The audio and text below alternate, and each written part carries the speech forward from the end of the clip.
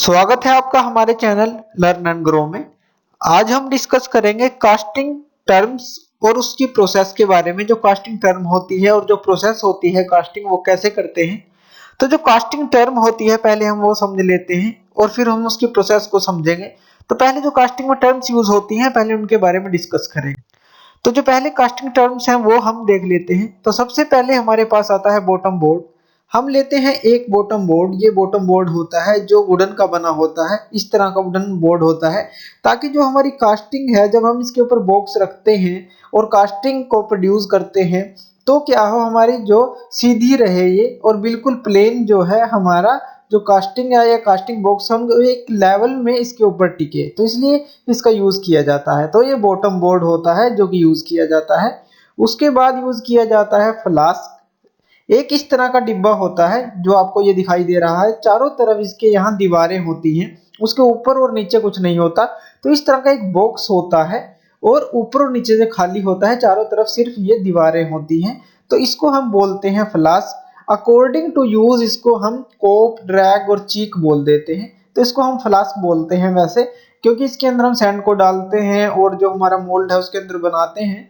और इसके according to use, जैसे अगर हम नीचे वाले बॉक्स की बात करें तो उसको हम बोल देते हैं ड्रैग, और इसी तरह से अगर हम ऊपर वाले बॉक्स की बात करें तो उसको बोल देते हैं कोप, और अगर हम कोई बीच में बॉक्स यूज कर देते हैं तो उसको बोल देते हैं चीक। तो इस तरह से हम बॉक्सेस को नाम दे देते हैं। ये फ्लास्क होती हैं, अलग अलग यूज के हिसाब से हम इसको नाम दे देते हैं। जैसे कि सबसे नीचे वाला बॉक्स ड्रैग है, ऊपर वाला कोप है और बीच वाला चीक है। अगर हमारे पास कोई इस तरह का पैटर्न हो जिसके लिए हमें 3 बॉक्सेस की जरूरत पड़ती है तो हम चीक का यूज कर लेते हैं, यानी बीच वाले बॉक्स का हम यूज कर लेते हैं। तो ये हमारे होते हैं ड्रैग, चीक और कोप। ये 3 तरह के इस तरह के बॉक्स होते हैं। और कौन कौन सी टर्म्स यूज होती हैं कास्टिंग के अंदर, और हमारा यूज होता है पैटर्न। तो पैटर्न क्या होता है, इसको हम बोलते हैं रिप्लिका ऑफ द प्रोडक्ट। जिस तरह का हमें प्रोडक्ट बनाना है उस तरह का हम पैटर्न यूज करते हैं, उसी शेप का हमें प्रोडक्ट मिलता है। तो कास्टिंग में हम करते क्या है, देखिए जैसे इस तरह की शेप है तो इस तरह की हम कैविटी बनाते हैं, मोल्ड बनाते हैं सैंड के अंदर, वो अभी हम देखेंगे। उसके अंदर मोल्टन मेटल को डालते हैं, मोल्टन मेटल को ठंडा करते हैं, जब वो ठंडा हो जाता है तो इसी शेप में वो निकलता है। तो इसलिए जो पैटर्न होता है उसको हम बोलते हैं रिप्लिका ऑफ द प्रोडक्ट, यानी कि जो डुप्लीकेट कॉपी है, जिस तरह का हमें प्रोडक्ट बनाना है उसी तरह का हम पैटर्न यूज करेंगे। तो पैटर्न हमारे कई तरह के हो सकते हैं। इस तरह से सॉलिड पीस पैटर्न भी हो सकता है, और इस तरह से जो सॉलिड पीस पैटर्न है वो अलग शेप में भी हमारे पास हो सकता है। तो जिस तरह का प्रोडक्ट हमें बनाना है उसी हिसाब का हमारे पास पैटर्न होगा। इसी तरह से हमारे पास 2 पीस पैटर्न भी होते हैं। जैसे यहाँ पे ये देखिए, एक ये नीचे वाला पार्ट है और इसके बीच में ये जगह दी गई है, और एक ऊपर वाला पार्ट है जो इस तरह से फिट हो जाता है। तो ये स्प्लिट पैटर्न होता है। तो पैटर्न हमारे 2 पीस में, 3 पीस में, मैच प्लेट, स्केलेटन, काफी तरह के पैटर्न हमारे पास होते हैं। अकॉर्डिंग टू प्रोडक्ट हम इनको चूज करते हैं, अकॉर्डिंग टू रिक्वायरमेंट, जो भी हमें प्रोडक्ट बनाना है तो इन पैटर्न्स का हम यूज करते हैं। तो जिस हिसाब का हम पैटर्न यूज करेंगे उसी तरह का हमें प्रोडक्ट मिलेगा, ये हमें ध्यान रखना है। क्योंकि पैटर्न होती है रिप्लिका ऑफ द प्रोडक्ट, यानी कि प्रोडक्ट की डुप्लीकेट कॉपी हम इसको बोलते हैं। और कौन कौन सी टर्म्स हम यूज करते हैं इसमें, और करते हैं हम इसके अंदर यूज, जो हमारी होती है पावरिंग बेसिंग। पावरिंग बेसिन का यूज किया जाता है ताकि जो मेटल है एकदम से जो कैविटी में ना जाए, और एकदम से जो स्क्रू के थ्रू सीधे कैविटी में ना जाए, और जिससे वो नुकसान ना पहुंचाए कैविटी के लिए, कैविटी को। तो पावरिंग बेसिन का हम यूज करते हैं। पावरिंग बेसिन के अंदर इस तरह से देखिए, यहाँ पे एंगल पे ये जो होती है ये दीवार होती है, एक जो ये साइड होती है जिससे जो लगभग 45 डिग्री पे होती है। यहाँ से जब मोल्टन मेटल को डालते हैं तो वो यहाँ पहले इकट्ठा होता है और फिर आराम आराम से आगे जाता है। यहाँ पे देखिए ये पैसे दिया गया है ताकि जो कि स्लैग है या कोई इम्प्योरिटी है वो पीछे ही रह जाए, वो आगे ना जाए। इसी तरह से आगे यहाँ पे फिल्टर भी कई बार यूज कर लेते हैं। जिस तरह से हम फ्लो को मेंटेन करना चाहते हैं या कोई इम्प्योरिटी से उनको फिल्टर करना चाहते हैं तो यहाँ पे फिल्टर का भी यूज कर लिया जाता है। तो पोरिंग बेसिन का यूज होता है कि एकदम से मेटल ना जाए और सैंड को नुकसान ना पहुंचाए, तो इसलिए पोरिंग बेसिन का यूज किया जाता है। और पोरिंग बेसिन के नीचे हमारी लगी होती है स्क्रू।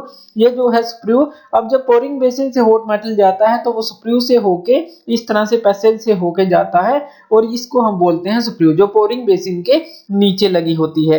ये जो स्क्रू होती है ये कनेक्ट होती है हमारी रनर के साथ। तो यहाँ पे ये रनर है, यहाँ से जो मोल्टन मेटल आता है वो रनर से फ्लो करता है। और जो रनर के आगे लगे होते हैं हमारे गेट्स, गेट में क्या होता है, रनर से वो गेट पे जाता है। गेट जो होते हैं वो कैविटी और रनर के बीच में लगे होते हैं, यानी कि ये जो हमारा मोल्ड है, कैविटी है, इसके और रनर के बीच में हमारे गेट्स लगे होते हैं। तो इस तरह से ये जो है ये प्रोसीजर सारा बनाना पड़ता है हमें, जो हमारा पोरिंग बेसिन है, स्प्रू है, रनर है, गेट्स है, ताकि हम कैविटी तक जो है, मोल्ड तक हम मोल्टन मेटल को पहुंचा सकें। तो इसलिए ये सारी जो टर्म्स हैं लगभग हम ये इसके अंदर यूज करते हैं। और बाकी की जो टर्म है हम देखेंगे जो प्रोसेस करते हुए जो जो हम यूज करते हैं वो देखेंगे कौन कौन सी होती हैं। तो चलते हैं नेक्स्ट, हम देखते हैं इसकी प्रोसेस। तो सबसे पहले हमें क्या करना है, हमें क्या करना है, वुडन बोर्ड लेना है। तो ये देखिए ये वुडन बोर्ड है जो हमने पहले देखा था, तो ये वुडन बोर्ड है। इसके ऊपर हम क्या रखेंगे, इसके ऊपर हम रखेंगे ड्रैग बॉक्स को। तो ये हमारा जो है ड्रैग बॉक्स, हम उसको रख देते हैं। और ये हमारी पिन्स होती हैं, जो लॉकिंग पिन्स होती हैं, जो कोप और ड्रैग को अच्छी तरह लॉक कर लेती हैं, यानी कि अलाइन रखती हैं। तो ये जो है ड्रैग बॉक्स हम रख देंगे वुडन बोर्ड पे। फिर हम क्या करते हैं, इसके अंदर रखते हैं पैटर्न को। तो ये जो पैटर्न है इसको रखा जाता है क्योंकि पैटर्न जो है रिप्लिका ऑफ द प्रोडक्ट है, यानी प्रोडक्ट की डुप्लीकेट कॉपी होती है। जिस तरह का हमें प्रोडक्ट चाहिए उस तरह का हम यहाँ पे पैटर्न रखते हैं। उसके बाद हम यहाँ पे गिराते हैं फेसिंग सैंड। हम फेसिंग सैंड को स्प्रे कर देते हैं, और जो जो इसके जिसको ये चिपकने नहीं देती, यानी कि जो सैंड है वो इससे चिपकती नहीं है, तो इसलिए फेसिंग सैंड का पहले यूज किया जाता है, उसको स्प्रे किया जाता है। और उसके बाद इसमें डाली जाती है जो हमारी मोल्डिंग सैंड है, और उसके बाद डाली जाती है जो बैकिंग सैंड है, यानी जो उसको बैकअप प्रोवाइड करती है। तो इस तरह से इसको फिल कर दिया जाता है। तो ड्रैग बॉक्स को अच्छी तरह से सैंड से इस तरह से फिल करने के बाद इसको क्या किया जाता है, इसको अच्छी तरह से रैम कर दिया जाता है। तो इस तरह से उसको अच्छी तरह से रैम कर दिया जाता है ताकि वो अच्छी तरह से कॉम्पैक्ट हो सके।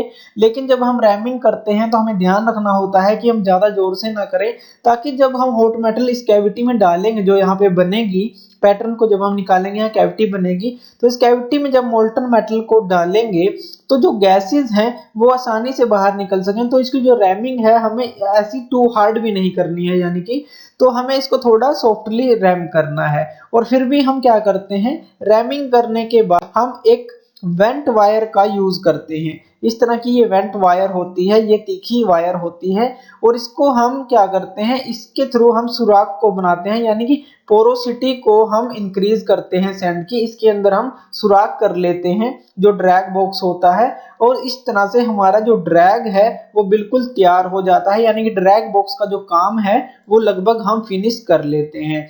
तो उसके बाद हम क्या करते हैं, इस ड्रैग बॉक्स को हम क्या करते हैं, उल्टा कर लेते हैं। देखते हैं कैसे। तो इसको इस तरह से हम उल्टा कर लेते हैं। अब देखिए जो पैटर्न है ऊपर की तरफ आ जाता है, और ये पिन्स हैं जो सीधी हो जाती हैं, और ये पैटर्न ऊपर की तरफ आ जाता है। उसके बाद हम क्या करते हैं, यहाँ पे हम गेटिंग और थोड़ा रनर सिस्टम बना लेते हैं। जो हमारे पास टूल होते हैं फाउंड्री में, उनके थ्रू हम यहाँ पे रनर और गेटिंग सिस्टम बना लेते हैं। देखिए ये गेटिंग सिस्टम है जो कैविटी और रनर के बीच में है, ये रनर है इधर, और ये गेटिंग सिस्टम है जिससे कि यहाँ से मोल्टन मेटल इस कैविटी में फिल होगा। तो ये हम बना लेते हैं। उसके बाद क्या किया जाता है, कोप बॉक्स को इसके ऊपर रखा जाता है। तो देखिए कोप बॉक्स है, अच्छी तरह से ये जो पिन्स हैं अच्छी तरह से लॉक हो जाती हैं, और जो कोप बॉक्स है इसके बिल्कुल इसके साथ अटैच हो जाता है, और एक अच्छा एक कॉम्पैक्ट ये बन जाता है, पूरा एक बॉक्स के रूप में बन जाता है। तो उसके बाद क्या होता है, जब हम कोप को रख देंगे तो फिर हम इसमें पार्टिंग सैंड को डालते हैं। अब देखिए जो ये पार्टिंग सैंड हमने डाली है, ये किस लिए डाली है, ताकि जो हम यहाँ पे अब और सैंड डालेंगे वो इसके साथ चिपके ना। जैसे हमने पीछे फेसिंग सैंड डाली थी, इस तरह से पार्टिंग सैंड डाल देते हैं ताकि अलग रखे और सैंड इससे चिपके ना, जो कोप के अंदर हम डालेंगे। तो ये पार्टिंग सैंड हम इसको बोलते हैं, और ये डाल देते हैं। उसके बाद हम क्या करते हैं, इसके अंदर हम डालते हैं जो एक स्प्रू पिन होती है हमारे पास, यानी कि स्प्रू का पैसेज प्रोवाइड करने के लिए इस तरह की वुडन की हम ये बना सकते हैं। तो वुडन की एक इस तरह की होती है, और इसको हम यूज करते हैं, और इसको हम रख देते हैं कोप में जहां पर भी हमें ये लगानी है। इसका हम ध्यान रखते हैं, देखिए जैसे यहाँ पे पैटर्न है तो इससे थोड़ी दूर ही हम रखते हैं, ताकि जो हमारा रनर सिस्टम है और जो हम गेट सिस्टम है वो इजीली हम प्रोवाइड कर सकें। तो इसको यहाँ से थोड़ा दूर रखा जाता है। तो यहाँ पे हमने इसको लगा दिया, ये हो गई हमारी स्प्रू के लिए पैसेज हो गया जो कि हम देना चाहते हैं। तो उसके बाद हम क्या करते हैं, हमारे पास एक राइजर के लिए भी पैसेज होता है, तो हमें राइजर के लिए भी पैसेज बनाना है। अब ये राइजर क्या है, राइजर क्या होता है, देखिए जब भी यहाँ से ये पैसेज बन जाएगा और मोल्टन मेटल यहाँ से आएगा रनर और गेट के थ्रू होता हुआ इस कैविटी में फिल होगा, तो वो राइजर के थ्रू यहाँ से ऊपर जाता है, जिससे हमें पता चल जाता है कि कैविटी फिल हो चुकी है या नहीं हो चुकी है। तो पहला काम होता है राइजर का ये बताना कि जो कैविटी है वो फुल हो चुकी है। दूसरा काम होता है राइजर का, जैसे ही हमारी जो कैविटी के अंदर जो मोल्टन मेटल होता है वो ठंडा होने लगता है तो वो सिकुड़ता है, उसके अंदर श्रिंकेज होती है। तो श्रिंकेज होने के कारण अगर वो श्रिंक होगा तो जो हमारा प्रॉपर डायमेंशन नहीं बन पाएंगे, तो इसलिए जो राइजर के अंदर मटेरियल होता है, जो मोल्टन मेटल होता है, वो वापस सप्लाई होता है इस कैविटी को, ताकि वो कैविटी है प्रॉपर शेप के अंदर रहे और प्रॉपर जो है डायमेंशन के अंदर रहे। तो राइजर के दो फंक्शन होते हैं, एक तो कैविटी फुल हो तो ये बता देता है, पता चल जाता है, और सप्लाई बैक करता है मटेरियल को ताकि कैविटी हमारी फिल रहे। तो ये इस तरह से काम करता है। तो हमने ये दोनों इसके अंदर लगा दिए, अब हम इसके अंदर डाल देते हैं सैंड को, ताकि इसको जो कोप है अच्छी तरह से उसको हम भर देते हैं, और ये दोनों जो पिन्स हैं इसके अंदर हम डाल के रखते हैं। तो उसके बाद हम क्या करते हैं, उसके बाद हम करते हैं इस कोप के ऊपर सैंड की रैमिंग कर देते हैं, अच्छी तरह से उसको रैम कर देते हैं जैसे हमने ड्रैग के अंदर किया था। तो रैमिंग करने के बाद आप क्या करते हैं, इसको एक वेंट वायर के थ्रू, जैसे कि हमने ड्रैग में किया था, वेंट वायर के थ्रू इसके अंदर छेद कर देते हैं, ताकि जो हमारी वो हम मोल्टन मेटल डालेंगे तो जो गैसेस हैं हमारी वो आसानी से बाहर निकल सकें। तो उसके लिए हम इस वेंट वायर का यूज करके होल कर देते हैं और अच्छी तरह से इसको तैयार कर लेते हैं। तो उसके बाद हम क्या करते हैं, उसके बाद हम इन दोनों पिन्स को बाहर निकाल लेते हैं, जो हमारी स्क्रू पिन थी और जो हमारी राइजर पिन थी। जब हम इनको बाहर निकालते हैं तो यहाँ पे हमें पैसेज मिल जाता है, यानी कि यहाँ पे ये जगह छोड़ जाती है। देखिए ये जगह है और ये जगह है, जो ये स्क्रू पिन थी इसने देखिए ये स्क्रू बना दिया है यहाँ पे, जो रनर से कनेक्ट है और आगे गेट से और कैविटी से कनेक्ट है। और जो राइजर है इसने देखिए यहाँ पे जगह बना दी है, ताकि जो कैविटी के साथ ये कनेक्ट है, जब कैविटी फिल हो तो यहाँ से मोल्टन मेटल जो है वो बाहर की तरफ आए। तो यहाँ पे हम ये देख लेते हैं कि हमें ये देखिए कितना अच्छा ये पैसेज ये बना चुके हैं। तो उसके बाद हम क्या करते हैं, उसके बाद हम यहाँ पे पोरिंग बेसिन की जगह बना लेते हैं, ताकि जो मोल्टन मेटल है एकदम से स्क्रू में ना जाए और सीधे वो सैंड को इरोड कर ना करे और उसके अंदर सैंड ना मिक्स हो जाए और नुकसान ना पहुंचाए कैविटी को। तो इसलिए यहाँ पे ये जगह बनाई जाती है जिसको हम पोरिंग बेसिन बोलते हैं, ताकि यहाँ पे जो मोल्टन मेटल है पहले इकट्ठा हो और उसके बाद आराम आराम से वो फ्लो करके इसके अंदर जाए। तो इसके लिए जगह बनाई जाती है, तो इसको हम बोलते हैं पोरिंग बेसिन। तो पावरिंग बेसिन के लिए हमने जगह बना ली। तो उसके बाद हम क्या उसके बाद हम क्या करेंगे, उसके बाद हम ये जो कोप बॉक्स है उसको ऊपर उठा लेते हैं, यानी कि उसको ऊपर उठा लिया जाता है। क्यों, ताकि हम इस पैटर्न को बाहर निकाल सकें, जो हमारा ये पैटर्न है, क्योंकि ये भी तो हमें बाहर निकालना है जो इसके अंदर है। तो इस पैटर्न को हम बाहर निकाल सकें तो इसके लिए कोप बॉक्स को अलग कर लिया जाता है। तो कोप बॉक्स को ऊपर उठा लिया जाता है, अलग कर लिया जाता है जो हमारा ड्रैग बॉक्स है उससे, और इस पैटर्न को हम बाहर निकाल लेते हैं। तो पैटर्न जब हम बाहर निकालते हैं तो यहाँ पे देखिए आपको एक कैविटी मिल जाती है जिस तरह का आपको प्रोडक्ट बनाना है। तो यहाँ पे एक खाली जगह जो है इसको हम कैविटी बोलते हैं और इसको हम मोल्ड भी बोलते हैं। तो इस तरह से देखिए यहाँ पे ये जगह बन गई, यहाँ पे ये गेट है, यहाँ रनर है, ये हमने स्क्रू बना लिया, ये पावरिंग बेसिन बना ली, ये राइजर बना लिया। तो देखिए ये पैटर्न भी हमने निकाल लिया। अब हम क्या करेंगे, दोबारा इस कोप बॉक्स को इसके ऊपर अटैच कर देंगे। तो दोबारा हम कोप बॉक्स को अटैच कर देंगे। अब देखिए ये सारी जगह जो है ये खाली है और ये कैविटी है, ताकि हम इजिली इसको फिल कर सकें। तो अब देखिए अच्छी तरह से लॉक करने के बाद हम कोप बॉक्स को अब क्या करेंगे, हम मोल्टन मेटल को लेके आएंगे। पहले ये जो है ये क्या होती है, लैडल होती है। लैडल के अंदर हम जो हमारा मोल्टन मेटल है वो लाते हैं, ताकि हम इसके अंदर आसानी से इसको डाल सके। तो लैडल के अंदर हमारा क्या होता है, मोल्टन मेटल होता है, जो हमने ये रेड कलर में दिखाया है, क्योंकि ये बहुत गर्म होता है, हॉट मोल्टन मेटल होता है। तो यहाँ पे ये लैडल में होता है। अब लैडल के थ्रू हम इसको पावरिंग बेसिन में डालते हैं। तो हम क्या करेंगे, लैडल के थ्रू पोरिंग बेसिन में इसको डालेंगे, जिससे क्या होगा, जो हमारा हॉट मेटल है वो इस तरह से पोरिंग बेसिन से होता हुआ, स्प्रू से होता हुआ, रनर से होता हुआ, गेट से होता हुआ इस कैविटी में जाता है। और जो एक कैविटी है ये मोल्टन मेटल से फिल हो जाती है। जैसे ही ये मोल्टन मेटल से फिल होती है, यहां से फिल होने के बाद ये जो मोल्टन मेटल है इस राइजर की तरफ बढ़ता है और ये ऊपर की तरफ जाता है। और हमें यहाँ पे पता चल जाता है कि ये जो हमारी कैविटी है ये फिल हो चुकी है। और उसके बाद हम इसको ठंडा होने के लिए छोड़ देते हैं।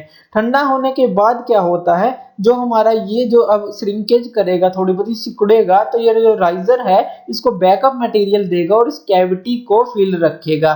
तो ठंडा होने के लिए हम इसको छोड़ देते हैं। ठंडा होने के बाद क्या होता है, हम क्या करेंगे, ठंडा होने के बाद ये कोक बॉक्स है उसको ऊपर उठा लेंगे और हम इसको ऐसा कर सकते हैं कि तोड़ भी सकते हैं। ऊपर उठा के इसकी जो सैंड है इसको सारा हम कोलैप्स कर सकते हैं।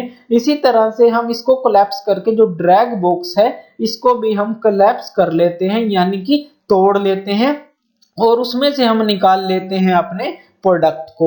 तो जब हम प्रोडक्ट को निकालते हैं, देखिए ये सैंड को हम कोलैप्स कर देते हैं और ये जो हमारा प्रोडक्ट बनता है इसके साथ क्या होता है, देखिए जो हमारा ये मोल्टन मेटल है जब ठंडा होगा ये भी इसके साथ अटैच होंगे। इसी तरह से जो राइजर है ये भी अटैच होगा, ये गेट रनर सिस्टम और जो स्प्रू है और जो पावरिंग बेसिन से हमारा जो मेटल पड़ा था, तो ये कुछ चीजें इससे अटैच होती हैं जब हम प्रोडक्ट निकालते हैं। तो उसके बाद हम क्या करते हैं, इसको फैटलिंग करते हैं, या हम कहें कि ये जो चीजें हैं ये हम तोड़कर निकालते हैं, मशीनिंग का यूज करके निकालते हैं और इसको फिर दोबारा से मशीनिंग की जाती है रिक्वायर्ड शेप के अंदर, रिक्वायर्ड डायमेंशन के अंदर इसके फिनिशिंग की जाती है, इसको अच्छी तरह से साफ किया जाता है, तब कहीं जाके हमारा प्रोडक्ट बनता है। ये हमारा एक रफ सा प्रोडक्ट बन जाता है। इसके ऊपर हम दोबारा मशीनिंग करके एक जो हमारा प्रॉपर प्रोडक्ट है प्रॉपर डायमेंशन में क्लीन करके उसको अच्छी तरह से फिर प्रोडक्ट बनाते हैं। लेकिन कास्टिंग के अंदर हमारा यही होता है कि जो हॉट मेटल है उससे हम प्रोडक्ट को तैयार करते हैं और इस तरह से जो हमने स्टेप्स पढ़े इस तरह से हम उसको तैयार करते हैं। तो देखिए ये था हमारा जो कास्टिंग टर्म्स थी, जो मेन टर्म्स हमें समझनी थी इसके अंदर, और ये थी हमारी सारी कास्टिंग प्रोसेस। तो थैंक यू वीडियो देखने के लिए। और ज्यादा अपडेटेड वीडियोस के लिए आप हमारे चैनल लर्न एंड ग्रो पे हमें सब्सक्राइब कर सकते हैं। Thank you.